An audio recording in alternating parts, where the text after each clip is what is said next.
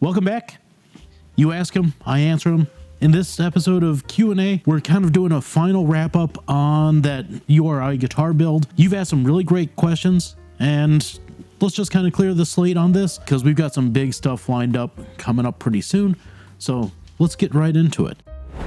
What is the target saddle height for a flamenco with negative neck angle, under or over 9 millimeters? By negative neck angle, I'm going to presume that the neck is flat to backbowed. Even most flamenco guitars will be at to flat, if not like +2, because as you lean the neck angle back, that means that your saddle is going to get higher. That's why steel string guitars tend to have a much higher saddle, because their neck angle is leaned negative. I tend to like to have mine be ever so slightly up, so about +2 millimeters at the nut end. I don't measure my target height, and this is going to sound weird. If I had to put a number, I think it's somewhere in the 8 to 9 range, closer to that 8. But what I do is I take my pinky and I'll run it along the top underneath the saddle.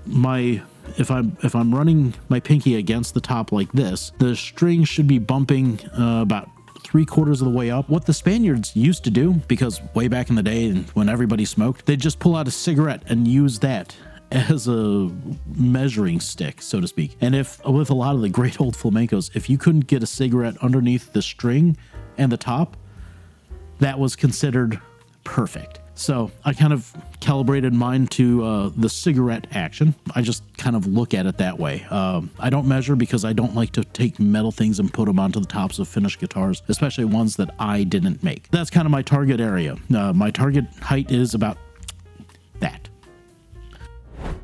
The next question. Along the length of the classical fingerboard, do I recommend straight or slightly curved? So we're talking relief. A good guitar must have relief. That means that there is a slight scoop between the first fret and the 19th or 20th fret, depending on how many you have. On the first string side, or the treble, the high E, I tend to like a little bit of a straighter path because that string doesn't have as big of an envelope of movement. On the bass side, I do like to have a bit more. And the way I measure it is that I'll hold down the string at just before the first fret, between the first fret and the nut, and then at the 19th. And then while I'm holding those two down, I'll take my thumb and kind of tap in the middle. And you can see that there's going to be about a business card to a business card and a half of relief. That is ideal. If you're talking about across the board, I do like to put some arching across the fingerboard, so between the first and sixth string. I like to have a little bit, this is obviously exaggerated, of arch. When I put that arch into it, as you play a bar chord, your finger will naturally want to go slightly curved. If I put it as flat, your finger will read it as concave, and people tend to find that very uncomfortable. So to answer your question, I like to put arches and curves into the fingerboard. They're not flat, and it's all for playability. Question next. Given my violin making background, have I ever or would I ever consider building an arch top guitar? I remember seeing one in the background of the video I did with Brandon and Samurai. Was it one of mine? Let's start at the last question. Was it one of mine? I did not build it. I just merely own it. So yes, guitars kind of find their way to me in various fashions. So yes, it was one of mine. Have I ever made one? No. I've built half of a mandolin, an arch top mandolin, and then I got really busy, and I think if I look around, I can find it. Have I built an arch top guitar? No, I have not. I feel like that's a completely different doctrine. Have I considered it? Yes, I've bought the books, I've bought the videos, I've looked into it. I've bought wood. I just haven't had time or the orders. And it's one of those things where if I haven't done it yet, I'd feel weird charging. So I'm kind of in that strange limbo area. So have I considered it? Yes. It sounds like fun. Maybe one day when I retire, I'll just build more guitars. But to date, not yet. But if you want one, call me up and we'll talk. Do I have a view about glass strips or silk to reinforce the sides instead of the side braces? Previously, I'd made it known that I don't like side braces because of cracking issues and weight and so on and so forth. If you are fully committed to bracing the side, silk is a good option, but also, that said, when you use silk, check the direction of the tear, because silk can tear in one direction but it won't in the other, so make sure that that's cross-grained. In fact, I have lined the inside of guitars with silk. The other thing that I will sometimes use, and this is actually in a repair situation, this stuff is called aramid. Basically, it's a Kevlar short chain strips that are bonded in a resin. It's a very thin fabric, and the way I use this stuff is I'll cut it out the way I want it, hold it down where I want it, and paint high glue over it. So that way the high glue goes down through it and will hold it in place, and it's a very, very strong bond and completely reversible. So that way, if you ever have to take it out, you can take it out. Now, hold on one second. Let me grab the other thing. The other thing I will use is lambskin or calfskin. This is a natural banjo head, which essentially is the skin of a calf. It's one of those things where I like to use it in a historical context. I don't like, if I'm doing a historical restoration, pay no attention to the container. If I'm using this stuff in a modern guitar, I'm okay with that. I don't like using it in a historical guitar, just something with my head and the organization. So yes, I use this stuff. I would not use it in place of side pillars, generally just because I don't like side pillars, and that's unnecessary extra work. If I'm doing a repair, I tend to go with this, because after a while, the high glue proteins and this kind of become one, and it's still completely reversible. So in lieu of a side pillar, don't need it. But for repair, absolutely. I read somewhere that Tortoise used nitrocellulose on his guitars. Is that true? Would it have been sprayed on or applied in some other way? Tortoise used French polish. One of the things that I've seen on a number of Tortoise guitars is that he used some sort of plastic in the binding and the rosette material. And I thought it was paper, but looking at it very, very carefully and looking at it under a, kind of a gorilla microscope, it's actually plastic. So maybe, but I'm not entirely sure. It was a very avant-garde thing to do. It was very surprising the first time that I saw it. To answer your question, he used French polish to finish, but had sometimes put plastic onto the bindings of his guitar. So was it nitrocellulose? I don't know. I didn't take a chemical piece for analysis, but he did use some plastic on a few of his guitars, which was weird. Hi Marshall, I heard that the raised fingerboard helps with sustain and response. Is this true? And I know you emailed me too, so let's call this the response to both, but I'll email you. Kind of. It depends on how the raised fingerboard is handled. If you have a top that's flat that rolls away, then probably not, because you're not changing things. If you have a top that is flat like this and then the raised fingerboard that goes like this, where the bridge is at an angle to that, potentially. What the raised fingerboard generally does is it provides better access to the upper end of the guitar. And with that access to the upper end of the guitar, you have a little bit more surety and ease of getting to that upper end. Maybe you'll see a little bit of sustain increase, but not really.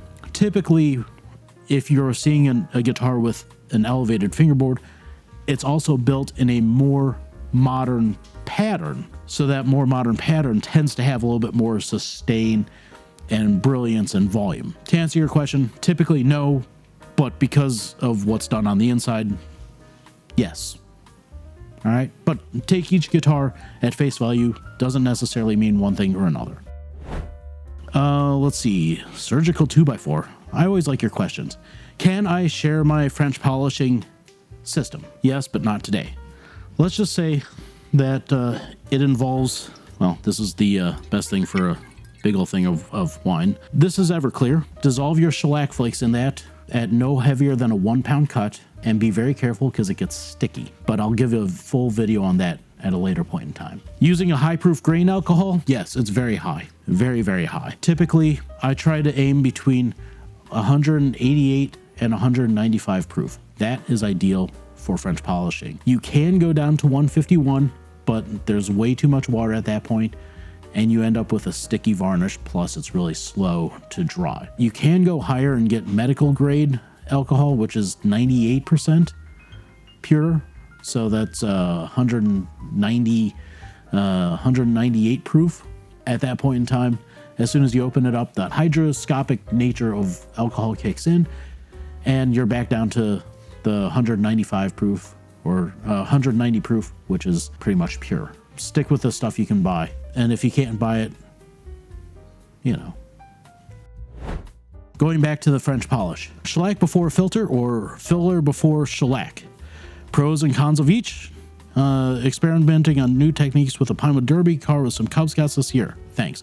Awesome. Pinewood Derby is one of my favorite things to do in Cub Scouts. In fact, I've got my kids doing that pretty soon. So I'd love to see the cars. First and foremost, always lay down a base layer of shellac.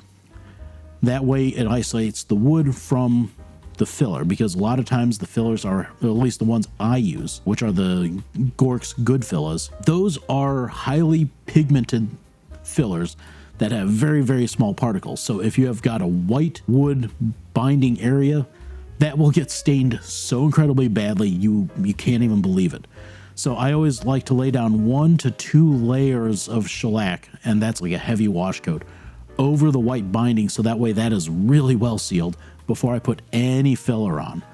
And then after that, it's a lot of sanding to get it back because it gets into the pores. So for me, it's always shellac and then filler. If you put filler on first and then shellac, just don't. Unless you're using like a sanding sealer or something like that, then maybe, but you still have to deal with the high absorption rate of the wood, and the shellac kind of helps slow that initial absorption rate so you get actually a better bond.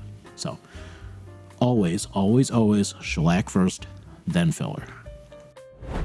Probably don't make many tapered dovetail guitars, but do I have a streamlined way or jig that you could use? About to cut a bunch and you're scared. First of all, don't be scared. That's when injuries and mistakes happen. Work with determination, deliberation, and a destination in mind. If you are doing a dovetail, just take very, very careful measurements that the top of your dovetail on the neck side is going to be exactly the same as the dovetail on the underside, and then use chalk to fit. I used artist chalk, and what I'll do is I'll color one side of it. So typically I'll color the neck side, and this is for when I'm doing a violin neck joint. And after you cut it, take that and slide it into the slot, and you'll see the high points and the low points, because the chalk, the artist chalk, not like just chalkboard chalk, but artist chalk, you'll see where it is hitting and where it's missing. And basically your goal is to see where you get the transfer of where it's hitting versus where it's missing. Take away only the spot where it's hitting until everything hits, which sounds weird, but you want to basically make sure that it all goes in once and that it's snug, but not too snug. So you want to basically be able to slide something home and have it go down. You don't want to clamp it into place, because as soon as you spread glue, you're going to have moisture in there. And I've seen at violin making school, I saw one of the people, and not me, but one of the guys I went to school with, he got his neck 3/4 of the way down on his cello, and everything seized up on him. He had maybe about a centimeter to go between the back of the neck and the button. It became an all hands moment where we've got 3 people cranking on clamps with wrench, trying to just get it down. And we finally got enough tension into the system to overwhelm that hydrostatic pressure. It slammed home. The noise was incredible, which also turned out that the cello was really, really good. But the glue, oh my goodness. The glue went flying everywhere. It got all over our clothes, all over our glasses. It flew up onto the ceiling. It got everywhere. So make sure that it doesn't go clunk, clunk, clunk, clunk to seat home, but it slides in with one solid thunk right to the back. And that is a very standard unit of measure. Thanks for that question. let's see. I was talking about how to clean oily woods. Would kiln drying get rid of the oils? No. Most of the wood that we get, especially like your cocobolos and rosewoods, a lot of them are generally kiln dried at a low temperature with negative pressure or vacuum pulled on it. So that way the water boiling point is lowered and it removes all the excess moisture from the system until you get to that 6% water content, I think, 4 to 6%. If you get the woods hot enough to drive and bake out the oils, you're basically creating charcoal. So no, I mean, I guess you can get rid of some of the oils because of that fractal distillation point, but you're never going to be able to get rid of all the oils. And actually you end up just bringing them to the surface and making them blush even more. So yeah, that doesn't work very well. I appreciate the thought though.